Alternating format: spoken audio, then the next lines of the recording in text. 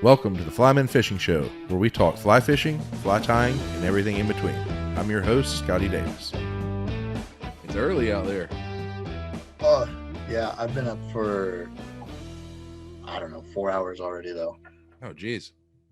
By choice? Yeah, I just wake up pretty autonomously at like 5 a.m. Yeah, kids will do that to you. and I just start going. It's like a magic few hours you get before they even decide to be humans, you know? Yeah. So drive morning people crazy. Exactly. I used to be like that. Not anymore. Sleep as long as I can.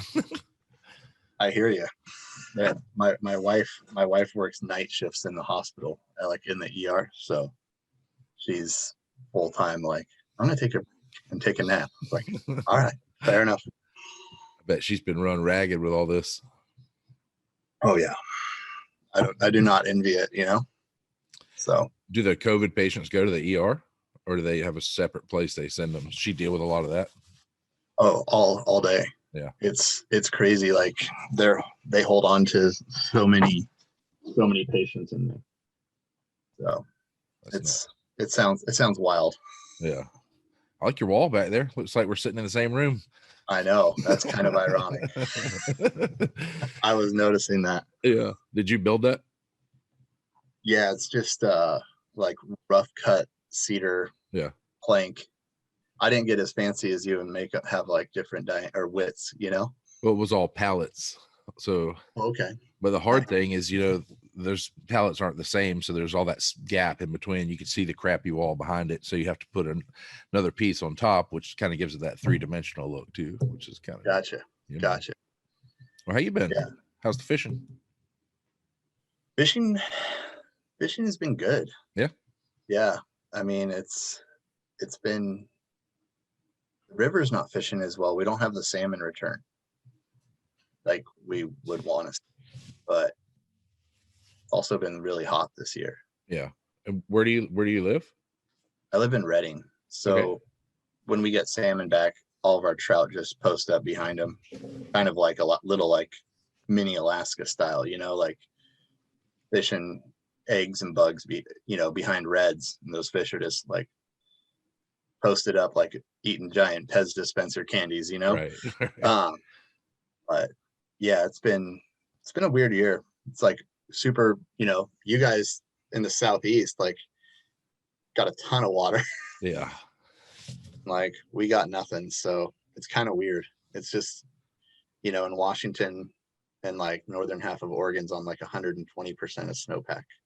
Wow. And we're at 60 like 66% of snowpack for the last storms like year. Is that why the salmon didn't come back? Just the lack of water coming back in the river? Well, I don't know. It's our river's all flow controlled and it's all bottom dam release. So it stays 50 to 55 degrees year round. Nice. That's so it's like a trout. The Sacramento? It's a trout factory. Yeah, it's like a trout factory. Nice. So it doesn't make any. I mean, too many factors, right? Yeah. So they're not steelhead. They're true rainbows. They're, like you said, Alaska style. They're just sitting there waiting for the salmon that aren't showing up. Exactly. Yeah. And so it's super hard to differentiate our steelhead from our rainbows because we have the McCloud River red band, and it could be a steelhead, because we have fish that go to lakes, like go to Lake Shasta, like out of the tributaries, and they go live in the lake for a year, and you could be bass fishing, you catch a 28-inch trout, and you're like, and it's like chromed out and looks right like a steelhead, and you're like, huh, we don't call them steelhead. That's the Great Lakes gig, right? Yeah, right. But so yeah, the genealogy, it's like it could be a totally mixed bag. Like you could catch a 24-inch resident fish or a 24-inch fish that has been to the salt. So our fish and game department says anything over, I think it's like 16 or 18 inches is to be counted as a steelhead. Really? Yeah. And you're like, what? Yeah. I've caught this fish 8 times this year, like it has like a messed up fin or something, it's always in the same spot. And you're like, Nemo fin. Yeah. You're like, whatever. Are the those fish that go into the lakes, is obviously dam regulated, right? Yeah. So historically the McLeod, the Sac, the Pit, Hat, all drained into just the main Sac drainage. And then when we put in Shasta Dam for power and water storage, it cut off all that spawning ground. So fish that were below are now there, and then fish above are just kind of stuck in, but we have big brown trout that go up the creeks and rivers in the fall and hang out in the lake the rest of the year. Nice. How long have you lived in Redding? Been in Redding for 10 years, and I think the North State since 2001. So like I used to live in Mount Shasta, and I was just kind of homeless and lived in a truck and fished a lot. Yeah, I envy that. Yeah, it wasn't bad. Yeah. What kind of truck was it? Big enough to like you have a camper shell and everything? I had a camper shell, so it was just like a 2001 TRD Tacoma, and I've lived in a Subaru Outback for a while. Total smaller. Yeah, total dirtbag existence. But yeah, my Tacoma, I had this rad thing called a wilderness. They don't make them anymore, so it's like cantilevers over. You get a queen bed, and then like an outfitter tent that pops up. So it was like pre-rooftop. I mean, this is 15 years ago. So it's like pre-rooftop. I'm an overlander. Like, right. No, that was home. Right. So yeah, I did that for a while, and then moved down to Redding, got married, and started a family. So nice. You got to still miss it a little bit, the nomadic lifestyle. Yeah, but as a rep, I get to go, like now I have a Tundra with a camper shell and like fully decked out, like deck drawer system. Like it's pretty pimp, like that thing is sweet. That drawer system you have. It's insane. Like it took me a while to get used to it, but now that I am, it's like everything's modular, right. Everything's just easy. But like when I go on the road, I'm probably I just go camp off of dirt roads and at hot springs, and I get to be a dirtbag for like a month out of the year, and it like kind of scratches that itch, Yeah. I don't know what shops think about me, but that's a different story. That's kind of like the Southeast Airflow rep. He does that. He goes and pitches hammocks and things like that. And yeah, it's the way to do it. Why not? Yeah. Brighton. Yeah. Brighton used to work for me at the fly shop here. Okay. When he was a kid, really got an internship at college. So he worked for me for like a month. And I was like, man, I'll keep this one. He's weird, but I'll keep him. He's good. But he did a smart rep thing. I don't know who told him that when he first started. He was like, going to all these cities and couldn't really afford hotel rooms or anything like that. So he got a Planet Fitness membership for $20 a month, and he'd go take a shower in any city he went to. It's like, that's pretty smart. That was out west here. We just started seeing Planet Fitness, but we had 24-hour fitness. Yeah. And it's $25 a month or something like that, but it's all the hot showers you could ever want. Right. That's smart. I mean, should be the truck stop. Oh, absolutely. Prettier people in the gym. 100%. So how'd you start repping? Oh, dude, it was, so a friend of mine named Bryce Tedford, he was working, I think he was like the sales manager and rep for Beulah fly rods out of Southern Oregon. They make super cool little like boutique looking fly rods, but on a production scale, right? And they brought me on like as a pro staff guy, and then one day Bryce is like, I don't want to be a rep anymore, but you do great at all these events. And he's like, gave me like the dream pitch, like, right, dude, you show up at shops and like you just sell them stuff. And I'm like, yeah. Okay. Sounds easy.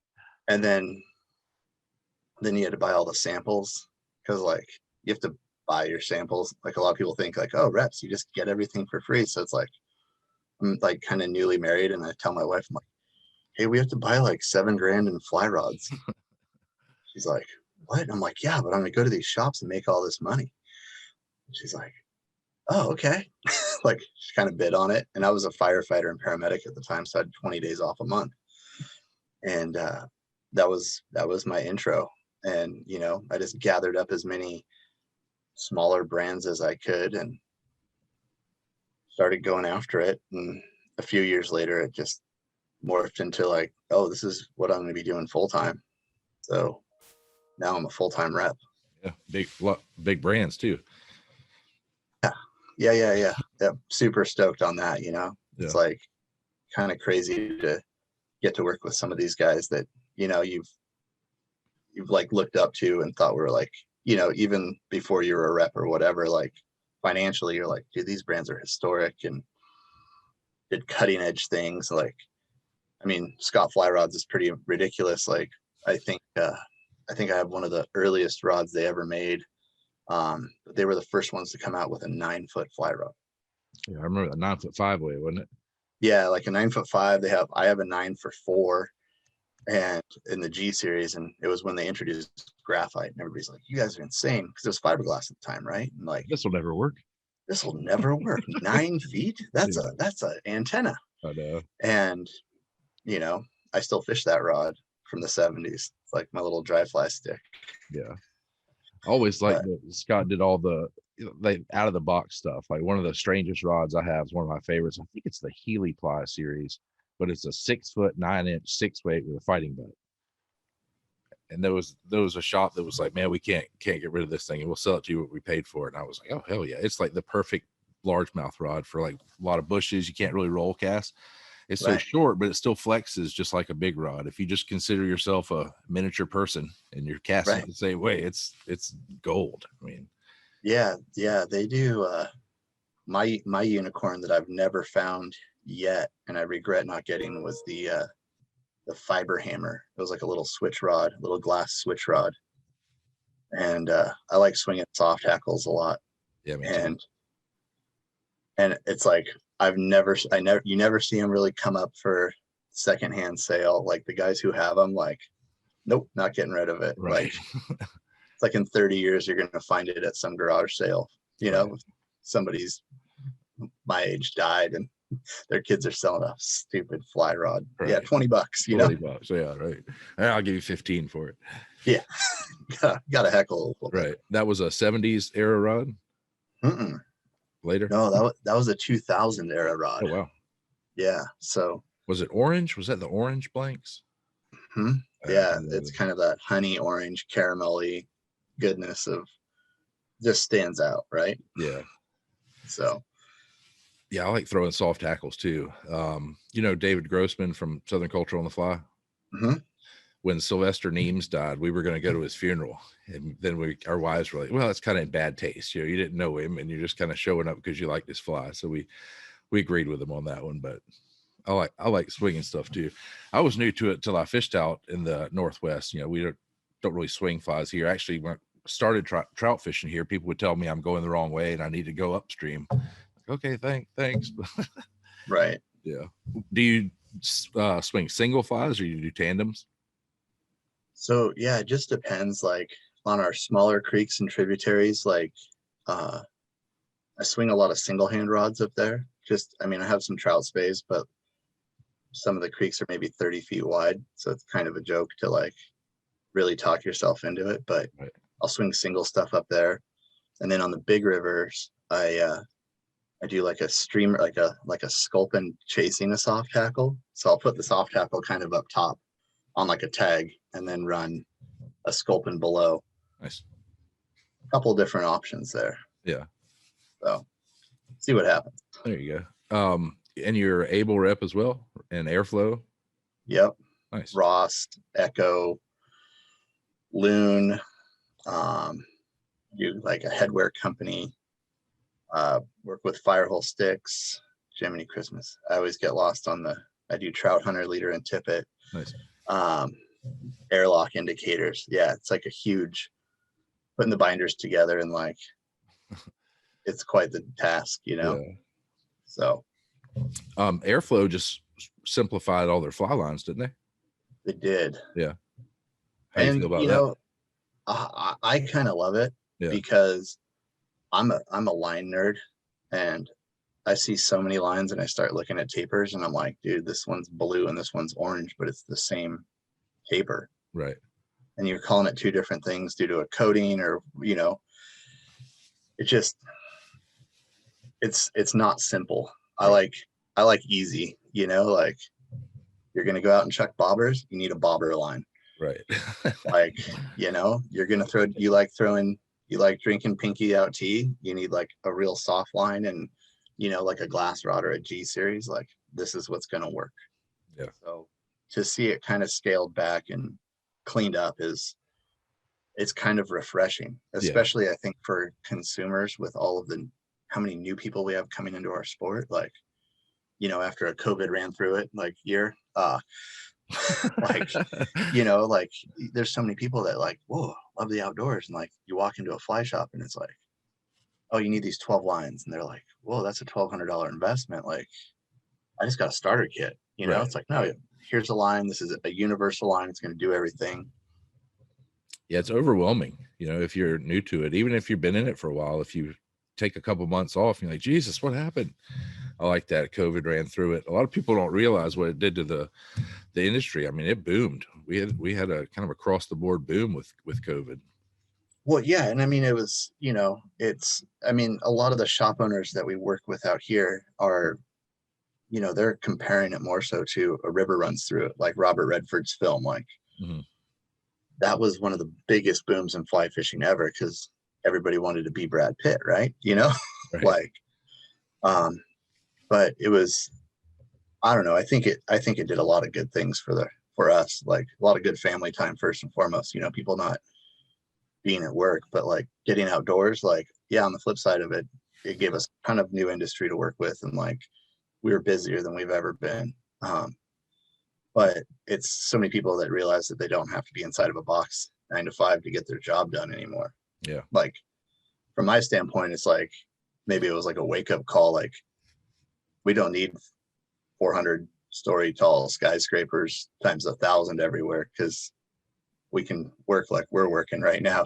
Right. Just as well too. Yeah.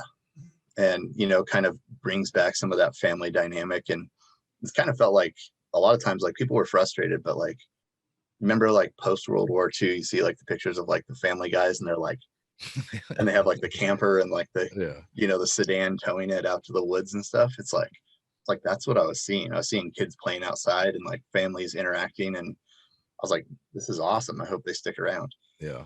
Let's not confuse them. Right. That's a true point. That like some states were encouraging it so much they got rid of fishing licenses, to get people outside. When COVID first started, like, man, we have all these great resources, go out and explore them. Or you could be like California, and when we shut down everything, right? There's too many people in the woods. They're all going to get COVID in the woods. Like, you're out. Right. Like, and they shut down everything. But it is what it is. But yeah, I mean, it took me a little bit of getting used to too, because for me, like, a lot of my fishing I do with my kids is we go hop creeks, and like, we may be out there 6 hours and fish like 45 minutes and like be flipping rocks, panning gold, doing 80 different things, but I'd go to these places. I'm like, we're not going to see anybody else. And there's like 4 people there. And you're like, how'd you find this place? Like, like, dang, like, I found this on a, like a quadrangle, like Forest Service map, like 20 years ago. And this is my little secret spot. They're not fishing, but maybe, but they're enjoying and recreating. Yeah. So, yeah, my buddy guided for Snake River anglers out in Wyoming or Idaho, wherever, and he'd always had campsites all season. He just built these little camps and camped out there. And he went back first year of COVID, and he said there's RVs and campers everywhere and cars and Tepu tents. And he said, I wasn't going to stay, but I started talking to people, and they're like, yeah, we work from home. We just got a hotspot off our cell signal, and we're just working from the national park. And he's just like, this is not good for me, but good for people for getting out and enjoying it. Yeah, it was, I mean, last year I was like looking at it, and the kids are home, homeschooling, doing all this stuff. And like, I don't know what they do with kids at school for that long. Like, my kids got in there and like they're like, hey, let's get in there. And their mentality is like, we're going to power down. Get it And done. it'd be like an hour, hour and a half, and they're done. And I'm like, all right, I got to check your work. I'm like, yeah, that's cool. Like, so I ended up buying a, Verizon laptop just with the hotspot built in. Like, I'd get calls from shop owners and they're like, hey, I need to order this. And I'm like typing away. And then they're like ducks in the background. Like, I got one. They're like, where are you? I'm like, oh, I'm working. They're like, no, you're not. Yeah. I'm like, no, I am, but I can just, it's not, your order's in, doesn't matter where I'm at, other than the bit of jealousy that you might have right now. Right. But yeah, it was a crazy year. Like, so it was fun though. Yeah, hats off to you on the dad game. I was looking at your Instagram page, and it's like the kids are fishing, they're crabbing, they're hiking, they're shooting guns, or canoeing in swimming pools. It's good to see that. Good to see it. They're out of control. How old are they? So they're super close, which is rad. They're 8 and 9. Nice. So yeah, they're, I don't even know what they're gonna be able to do in like 3 years from now. Well, like look good now. Yeah, I got them into rock climbing this year. I used to love rock climbing, and when I had kids, it was like wrangling a toddler at the bottom of a rock face is not something that doesn't captivate them very much. Yeah. I'm like watching them get on stuff, and like, it's kind of like fishing by themselves, and like, I'll go run them down a river for 8 hours, fishing, like out of the drift boat. But like rock climbing is like, oh, I can do this. And like, my son has like this light switch that he just turns off and like gets to the top of like 100-foot rock face that he just climbed. And he's like, hey dad, will you lower me like Spider-Man? And he's like hanging upside down in the harness. And I'm like, dude, you got screws loose. Like, yeah. He's like, that was so faster. You're like, it's like overhanging, and he's just like in free space. And you're like, dude, how? Okay, cool.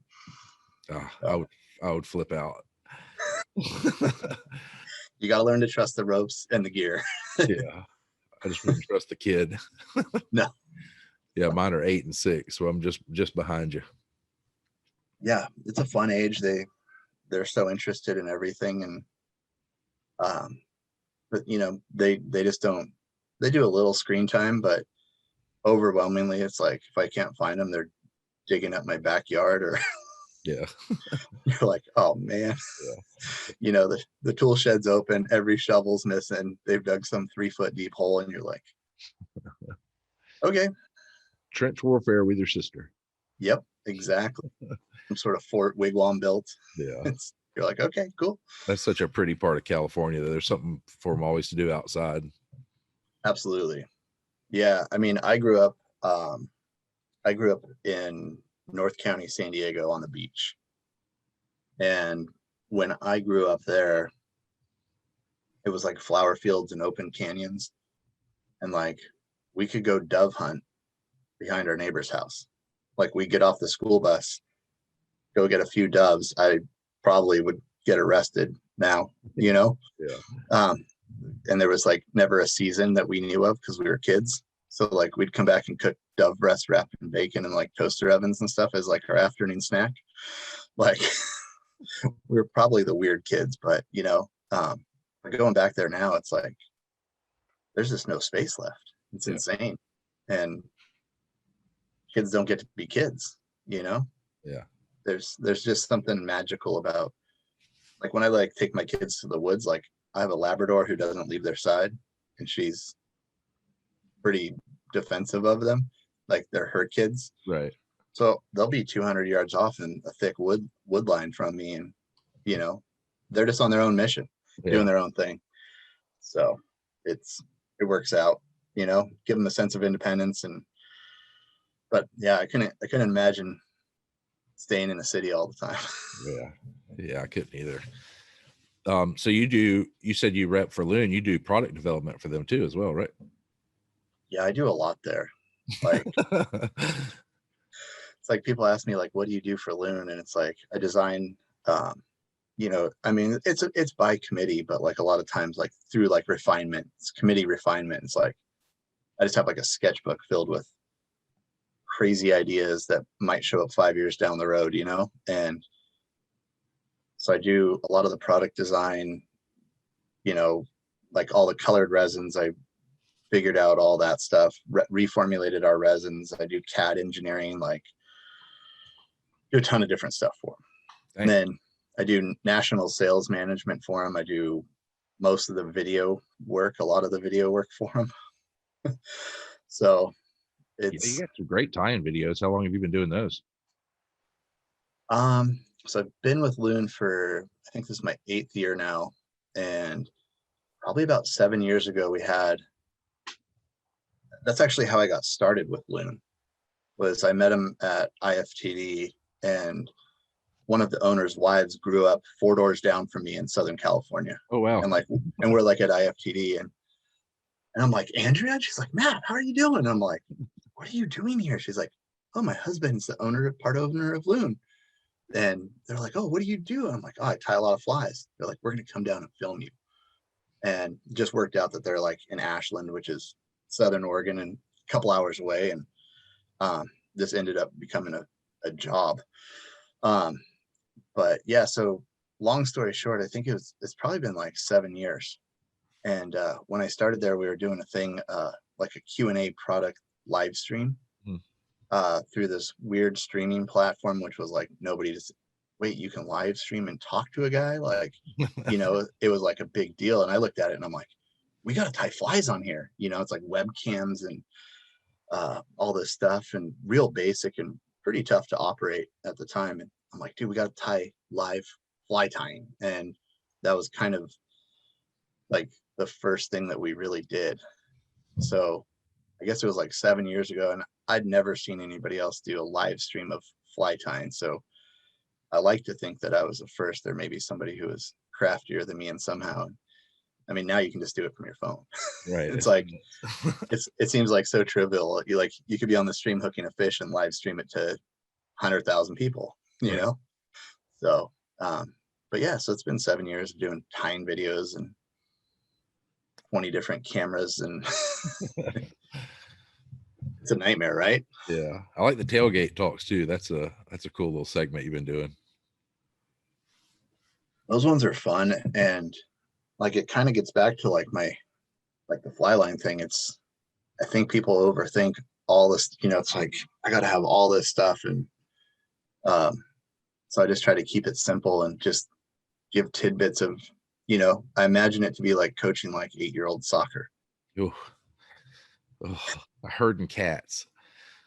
Right. But you got to keep everything simple, pretty clean, right, and like get your information out there so that it gets retained and it's valuable.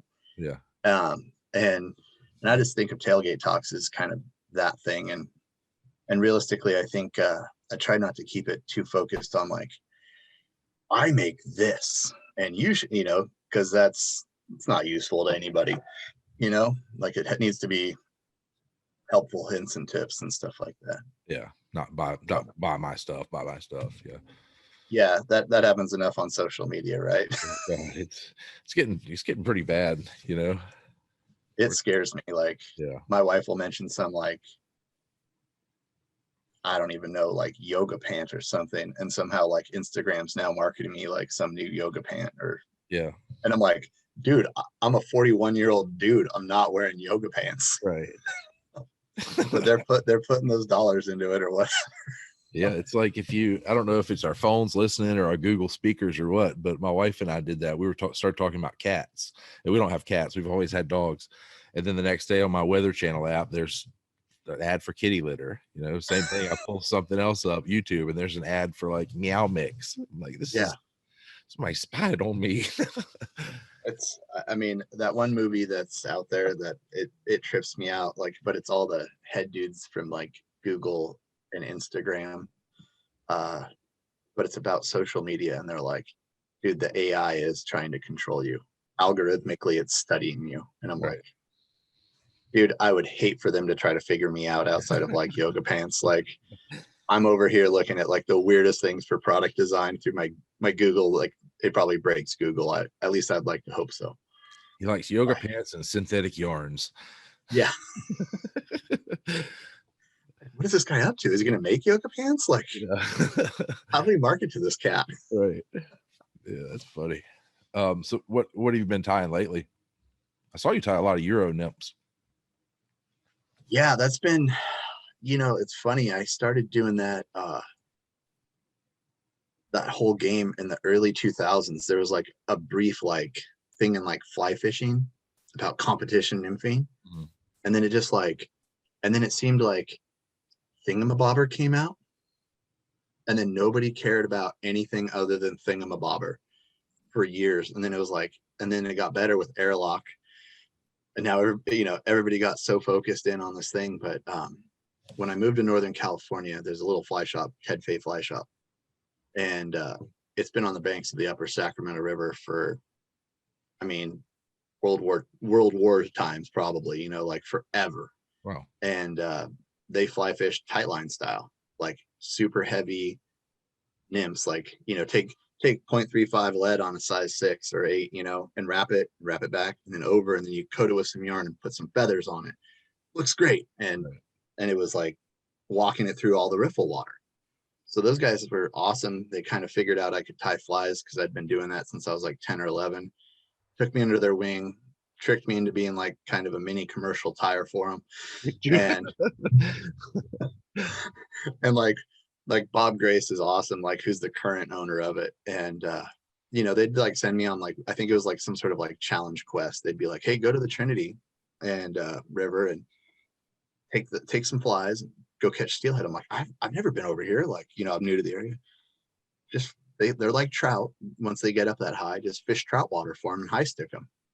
So I would go over and high stick like 10 steelhead in a day. I'm like, dude, steelhead are the dumbest thing ever. Like these are just big, awesome trout. And like come back and look at all these fish, like there wasn't a camera phone at the time. Yeah.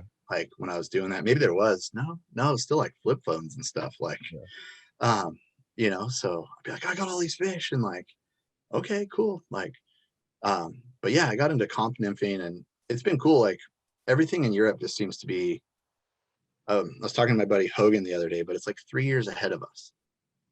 Like weird tying stuff. And the Euros are so clean with their tying and like so simplistic. It's like, dude, they make awesome cars and they tie like really sleek flies. And I'm just like, all right. So with all the new modern stuff, like granted, I've been doing a version of it for a long time. The new modern stuff is just, it's so fun. And seeing this new synthetic come out or this new material come out, it's like, I'll incorporate it into Euro nymphs. And but most of what I really like to tie is actually like big steel, like cool steelhead flies, like intruder stuff, but like a lot of married wing, a lot of stuff I don't even post on Instagram just because it's like super pinkies out and like, I feel bad like if I'm buying a feather that costs $100, my guy goes, what feather is that? And you're like, oh, this was actually harvested from a zoo and they auction them and they're $75 a feather. So technically if you screw up that one turn, you're out like $10, dude. Yeah. And like this Cory bastard or whatever this weird near endangered bird is that the fly tire, fly tires like figure out how to get anything, right? So like if you tie flies for some zoos, they'll trade you feathers or let you into an auction, weird stuff. Like somewhere, I guess there's a zoo that has flies that I've tied as a example of what they do with this bird or why this bird is near extinction, blaming fly tires. I'm like, I don't know. But yeah, that's the kind of stuff I really dig. Just dirty, old hooks that you have to buy on eBay for outrageous prices or custom made hook stuff. And it just goes in a box and then I snag it on a rock and it's like, crap. Oh, damn. Yeah, that was really bad. Yeah. So I don't know. I tie it, yeah. But I mean, even like your guys' stuff, like 15 years ago or 10 years ago, I was tying commercially for the fly shop and I was taking old school Waddington shanks and split rings to get them to line up right. So I could have like articulated intruders and stuff. Yeah. And that was like one of the worst endeavors is commercially tying intruders. They call you and they're like, hey, we need another 120 intruders. And you're like, yeah. So some of that stuff, like got burnt by me. You know, some of that stuff I got burnt out on tying like commercially. Yeah. But yeah, I tie a lot of Euro nymphs, and then I like this tying. Actually, tie a lot of bass flies too. And I should probably start sharing some of them, but I'm trying to emulate, like, there's a thing called like a Ned rig. Yeah. And so I've been working on fishing points, because I run a little, like, you know, I call it a bass boat, but like when you think of a bass boat, it's like Glitter. Yeah, it's like glitter and all that. You know, it's a tracker aluminum bass boat. You know, it only goes 35. It doesn't do 80. But you know, to my son, it's a rocket ship, and he loves catching bass. And that kid can kick my butt any day. Like, he'll have his spinning rod, and I'll have a fly rod, and he just kicks my butt. And he thinks it's so. Yeah, you didn't catch none fish compared to me. I'm like, cool, buddy. That's how mine But is. Like, how did you learn to talk shit at such an early age? Exactly. I play with mom. But yeah, so I've been trying to develop stuff that fishes like conventional worms and stuff, throwing like real heavy sink lines, longer, you know, bombing a 70-foot cast, and it's a waiting game, because we can't sink as fast as conventional gear fishing 6-pound with a 1/4 ounce jig head on a Ned rig or whatever 1/8 ounce jig head. And so then just working all of that stuff up, like big points, and just trying to target a lot of different fish in different ways that aren't typically done on a fly rod. But is that what you grew up fishing for, is bass in Southern Cal? oh yeah. Yeah. Yeah, I have. It was always awesome. We'd ask my dad, you know, my dad was always like, I'll always take you guys fishing, let you get out. And so we quickly found out the golf courses down there were just loaded. So we'd be like lacing up like our running shoes. Dad, can you drop us off at like 5 o'clock? He's like, dude, it'll be dark in like an hour. Yeah, just go to the driving range and come back in like an hour and a half. We'll be ready. You know, sometimes the marshal didn't come out, and I mean, more 5 to 10 pound bass for me have been caught out of golf course ponds than anything. Yeah, underfished. Well, yeah, I mean, you got to be faster than the dude in the red golf cart. You got to be on it, you know. Yeah. So, but yeah, I grew up bass fishing probably since I was like 5 years old. So, what got you tying flies? Tying flies was like my whole intro into fly fishing was like my uncle, who I kind of patterned most of my life after initially. Like my goal as a kid was always to be a professional fisherman. Like that was like the dream, but you quickly realize that that's not really a reality for 99.9% of people. So I'm like, I'm gonna be a fireman so I can fish more. Like that schedule, like it made sense to me. And it's like, oh, you have a retirement, you have all these things. And so my uncle was a fireman, and he fly fished a lot. And one day he just like, we had a little family cabin up in Washington. And he showed up and he like plops down this kit that he and my dad had got, and they got me a rod at like a thrift store. I still have it. It's like an 8-weight. I would say it's an 8-weight. It says 6 on it, but this is the stoutest broom pole you've ever seen. 6-weight. There's no name on it. It just says 8-weight or 6-weight. You're like, okay. Like a Martin 65 click paw and like a Cortland 444 bright orange line, right? Like that was the jam at the time. And he goes, you're gonna learn to tie flies? Probably had the little spike at the end of the fly line to tie your leader on. Oh yeah, the quick knot. Exactly. That's it. That you stab into your hand and barb into your hand, like, yeah, that horrid thing. But yeah, he's like, hey, we're gonna learn how to tie flies, and I'm gonna teach you how to cast, and there's Dolly Varden and cutthroat out there that you can go catch, give you something else to do while you're up here. Okay. And we're tying like bait fish patterns, and he's just handing me like these like pristine chunks of polar bear at the time that he's probably had forever. I'm like mangling through polar bear and marabou and trying to create bait fish, and they kind of just taught me to cast and sent me out in like my little aluminum boat into Puget Sound, and magically somehow I started catching fish. Like that was like kind of my intro into fly tying and fly fishing. So it wasn't like on a normal trout stream or anything like that. It was like, no, you're gonna go strip streamers for sea run cutties, like kind of a cooler thing, you know, I guess. Yeah. But yeah, it was just something I did all the time. That's cool. They kind of sent you out, kind of gave you the tools and just sent you out to be a kid and figure it out. Yeah. Yeah. It's a different mentality. Like you almost learn through failure. Right. Right. And I think I do that too much to my kids right now. Like they just come back completely defeated. And I'm like, why'd you fail? Like, what didn't you do? And they explain to me. I'm like, well, what else? You think through it. Like, no, don't ask a question. Like, you tell me what you could do. Right. And that's what they did to me.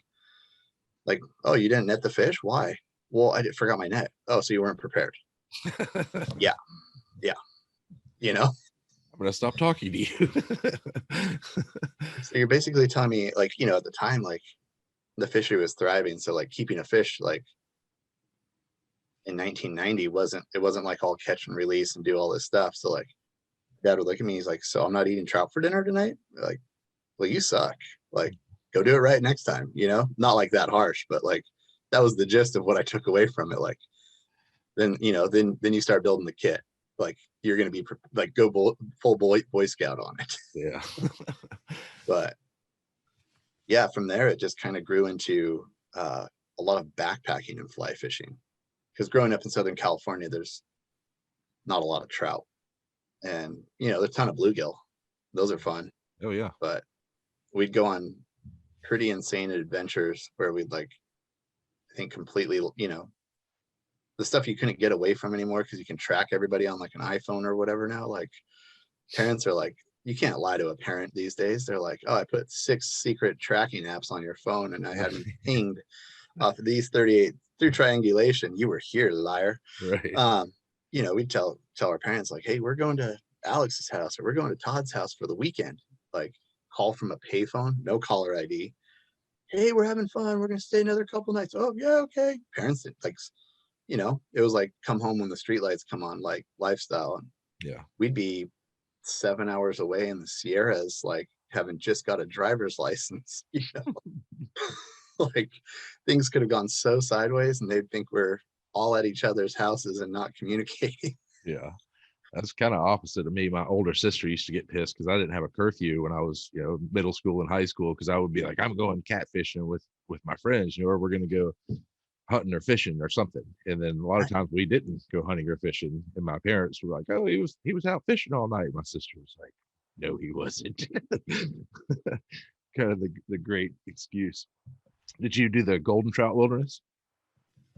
Yeah. So we've hiked, we've done golden trout wilderness, caught a ton of golden trout. And then we really focused on, like we did a lot of hiking. And then we started targeting stuff that was like scud rich. And I mean, you'll get into some of the lakes where like the you know, backcountry ranger or whatever's like, keep all the fish you can. And you're catching big trout, fat trout. You're like, why? And he goes, well, we've done some studies in here and there's so many scuds. These fish actually die of heart attacks after 5 years because it's so much food. Like, and the guy was like, I think the guy basically summed up. He's like, just imagine you only ate Big Macs. Like it'd be horrible.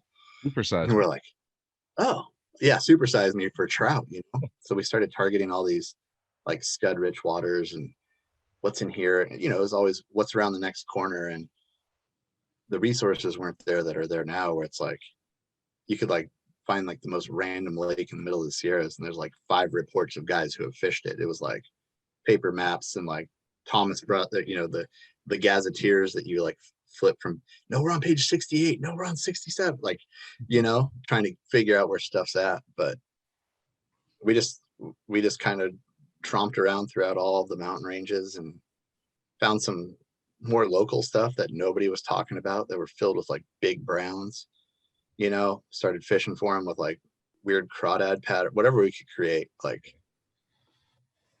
good stuff. It definitely wasn't easier, but it's was more fun before Google Maps and all that stuff, you know.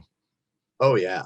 Yeah. Like even like our bass game growing up, like we'd go drive, and I think like our highlight was one of our friends' dads had a friend that was a pilot and offered to take my friend up, and he had like remember like the Kodak 110. Yeah. he took like 4 rolls of film in the Kodak 110, and our whole scheme was getting enough money to buy film. And then for him to go up in this plane and take all of these pictures, like he totally tatered half the pictures, like ruined the film kind of a thing, standard with film, right? Right. And but he got to go up in this plane, and like he was taking pictures of like all of these, like where I grew up in Encinitas, it's North County, San Diego. We have like Rancho Santa Fe just inland of us. And it's like Janet Jackson has a house there, like Schwarzenegger had it's high flute and stuff. But there was all of these ponds. And so he did this plane thing, and there's all these ponds. So it became our mission on how to attack all these ponds. Now you just like, wait, you said there's a pond somewhere? Just, yeah.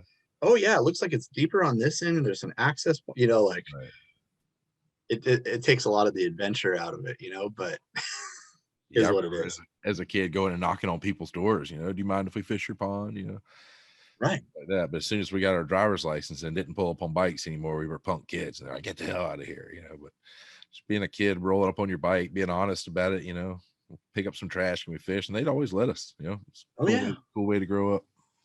It's funny. I mean, speaking about that, like, so here there's a ton of private land, and then there'll be like chunks of like Bureau of Land Management, huntable land inside of it, but surrounded by farms. And I met a guy, and he goes, oh, you got to check out this thing. It's $50 a year. You pay for it, but it tells you who owns every parcel. It gives you their phone number. Really? Okay. I'm like, it's all agriculture around this like 20-acre knob in the center. And you're like, there's got to be so many deer in there. But because it's BLM, one of those parcels will have access and egress because there legally has to be. And I've gone up to doors still to this day and be like, hey, I wanted to go to this piece of BLM land that sits behind you. I looked on the map. It says that the easement's on your property. I noticed over there by your cattle fence. I just wanted to let you know, and make sure. Like up here, maybe it's a little different, like I probably pull up in a nice truck. I look presentable, and I'm like very respectful in communication. And they're like, yeah, no problem. Hey, would you just mind making sure the gate's locked? I really don't want the cows out. They're like, oh, sure. Yeah. Okay. And they're like, nobody ever asks about that. And it's like, I think it's just people don't either extend that common courtesy anymore or just sneak through. Yeah. We're scared of each other. Too much social media. Yeah. It's kind of funny that way, right? Yeah. So I don't know. Yeah.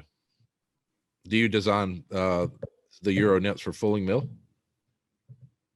I have I've been I was a contract hire for a long time, and I think like going full video like mode made it so I didn't want to. I don't know, maybe it was a switch inside my head. Like I'm like, I don't care about submitting them anymore. Like I have all this stuff going on, so I have like one fly with fulling mills. Like I'm like sitting there and I'm like looking at my box and I'm like, dude, I should be turning all of these in. And then I'm like, but just looking at your watch and like, where am I going to find the time? Like kids soccer practice, work, family life, stuff around the house. It's like, it doesn't take precedent anymore. Yeah. So, I don't know. I probably should. I have some stuff that works pretty darn good. That I was curious about that fly you did that was like the Cinco worm, the shanko, like you called it. Oh yeah, that thing was pretty rad. So yeah, I was playing with so I used spines like the chocolates spine system on it, and then getting to commercially tie it. I think like people would hate me because it's like the thing I found like it's like I can tie 10 of them and 8 of them will fail to act right. Right. And it's like you've done the same thing. You feel like you've been repeatable on it all. And there's some weird variance in materials or the way it absorbs water or something like that, where it just doesn't get that like little fluttery motion on it. They're quite the right way. But yeah, so I was like individually weighting things, progressively out from the center to lighter so that it got the right sink and kick. And it was like, if I did 2.5 reps, like it could chicane the whole operation. but yeah, that's the kind of stuff I like to play with. Like That thing was cool, man. I stared at that for a minute. What was the little tail pieces, the ends? Oh, the ends are John, it's Kylie's Exo, that rubber. In. Yeah, because the initial ones just went blank. And so I had to put something out there to create resistance to get them to like kick weird and then, wacky rig it and just weird, goofy stuff. Yeah, I like it. You fishing this week, or are you back on the road? We just got out of lockdown. Oh yeah.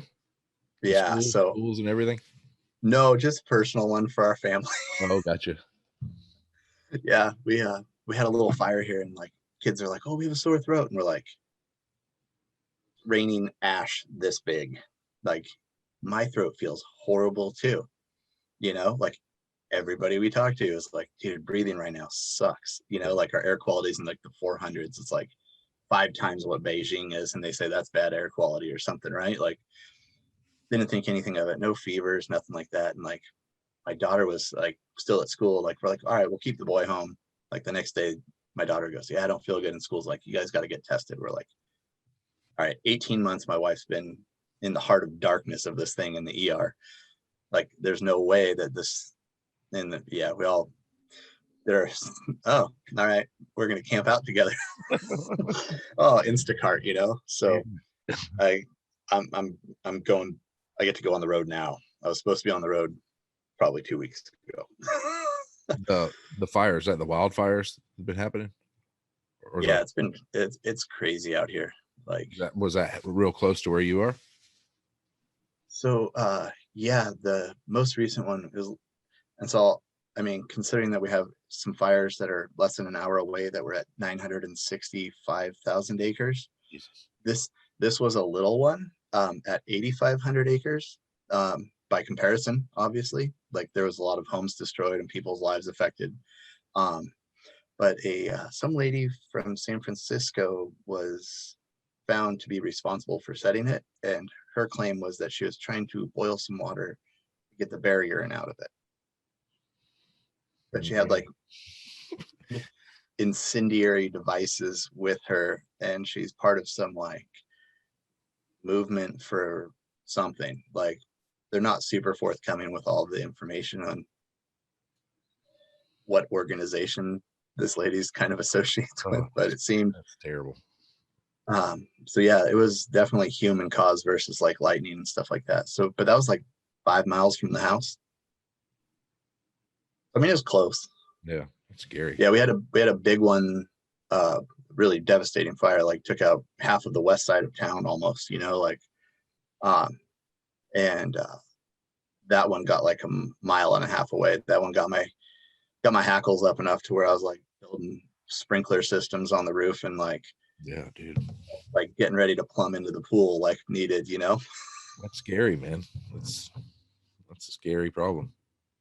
Yeah. It's I mean, our forests are so overgrown. Like, you look at like old photos of them and stuff like that, like John Muir times, and it's like you can see through the whole forest, and now it's like so dense. You're like, yeah, I mean, nature's always done that too, to some degree, the wildfires to kind of clean it out, but yeah, we're just here, I guess. And then the oil spill in California, that's crazy too. Yeah, like it's that's, I mean, that whole Los Angeles offshore drilling thing, like you can look out there and you see all that stuff and it's coming in, and they got a guy with a boat anchored on the oil line and then hold a hole in it. And I mean, yeah, what? How does that happen? I mean, how do you not know there's an oil line down there? I'm sure it's no anchor signs everywhere, right? If not, I mean, I have an app on my phone I pay $20 for a year on Navionics. I don't know if you have the Navionics app. Yeah. And like, that son of a gun will tell you like, there's an underground cable here. Be careful. Like, it just lights up, like wherever you're at. It's like, think, dude. Like, but that's a cool fishery down there. One of our buddies that we work with at Loon, and who's been a friend of mine for probably a decade, Vaughn Podmore, guides out of Long Beach and that whole area down there, and fishes Catalina Island and the bays, and the surf fishing down there is amazing. I always, when I worked down there, we'd get off work and go fish. Like I'd fly fish for surf perch and stuff like that, because it was either like drive to the beach for 20 minutes or sit in traffic for an hour and a half. Right. I could take that hour and 10 minutes and catch a few fish, and then all of a sudden the traffic's gone and it's 12 minutes to get home. And it's like my days completely changed just because I stepped on the sand and water and interacted, Good for your soul. Yeah, exactly. And it, it seems big species there too, right? Yeah. So Vaughn targets the big calicos, and I think they have some stuff that's really close to a world record off Catalina. I mean, big guys. And they're throwing like 1,000 grain sink lines on like 12 weights or something. I mean, it's insane. Like they have this program, and it's like, people talk about niches in the fly industry. It's like trout guys are like 80%. Like what he's doing is like the 0.01%. Like he's like the Hell's Angel of like calico fishing, Yeah. Pretty awesome. But yeah, I mean, the ocean down there is just epic. And it's horrible to see a spill like that, like growing up in an ocean lifestyle, like you're like, that's devastating. Yeah, that's bad. It's a shame they couldn't get on it earlier too. It seems like they had like a day's notice before anybody acted on it. Yeah. And seemed interesting to me. Like, oh, the alarms went off at this time, and then it was like, now we're gonna do something. Like you're like, seems like in this day and age, like technology, you should know exactly, okay, let's investigate this. Yeah, or there could be a computer system. Once the oil starts not coming through the pipes, it shuts down,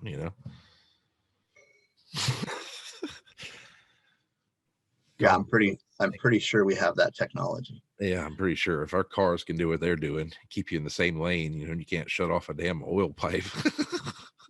Oh, my wife just got a new car, dude, and it has like the heads up, like it'll pace people and stays in your lane. And there's like a car shortage right now. Yeah, like there's a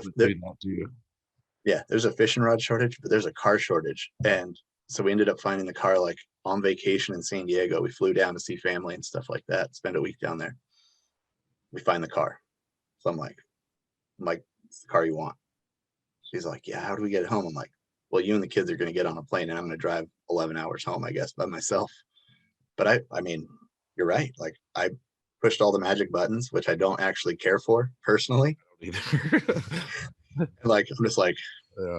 It's like slowing down, and I'm like, dude, this is scary. Yeah. Don't put on your turn signal and change the lane, and it'll start screaming at you,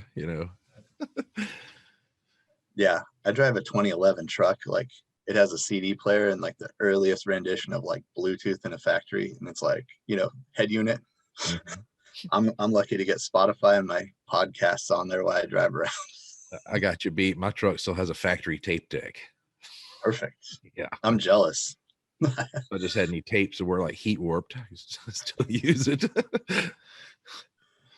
Yeah. My wife gives me a hard time. I'm like lustful for like solid axle Toyota 4Runners. I'm like, that's what I need. She's like, why do you need that? I'm like, can't kill it. You just go grind it through the woods and scratch it up. You don't care. That old Toyota engine was banging too. I know, 400,000 miles, and it's like, oh, it just got broke in. It's cool. Right. Yeah, that's good. 22 RE. Right. So where are you traveling to? Are you going up north, or you headed down south? Do you do all the West Coast? I used to do all of the West Coast. So I used to do 6 states. Ooh. And now I've dropped it. Now I dropped it down to 4, which is nice. So I do California, Nevada, Arizona, and Hawaii. Nice. Yeah. You got to fly to Hawaii, huh? Or you do virtual stuff when you can with those guys? Yeah, I mean, there's one shop over there, and Sean at Nervous Waters is awesome, and he knows that, like, but it's awesome to go over there too, because like We go out on the flat. We do a little bit of time looking at stuff, and we're going to go out on the flats. And his buddy Chris, Aloha Fly Fishing, I think he's a fly fishing, or he's a fishing guide, both sides, you know, fly and conventional, which is sick. And the dude's fishy. And he travels with like an Echo Gecko and like a Hatch 4 Plus. But I think he's like the boat captain for Survivor. Oh, really? Yeah, so like part of the year he uses his captain's license to shuttle Survivor people around, or one of those things, like kind of deals. And he's awesome. So we go out with him and like fish the Pancake Flat, and you know, it's a good time over there. I wish I could just go do it a lot more. He's fishing that gecko rod out there. He fishes the gecko like everywhere. Yeah, they fish a lot of 7-weights on the flat. Like those fish are super spooky, and like they just like you'll see him at 70 feet, and you take 2 steps and he moves 2 feet over. And you're like, Jesus. You're like, yeah, you're smart. Yeah, that's a cool little rod. My kid's got a couple of those. Yeah, oh yeah. I actually like a smaller grip. Like when I throw it, I like casting that rod with that small grip on it. It feels dainty. Yeah. Oh yeah. Yeah. I leave one down at my dad's place in San Diego, and like we go bluegill fishing, have fun with it. Just something to do to mix it up. Yeah. That's but awesome. Yeah, so I'm gonna go down the Eastern Sierras, and I got to fly over to Phoenix. There's a new fly shop out there called the Arizona Fly Shop. They just opened.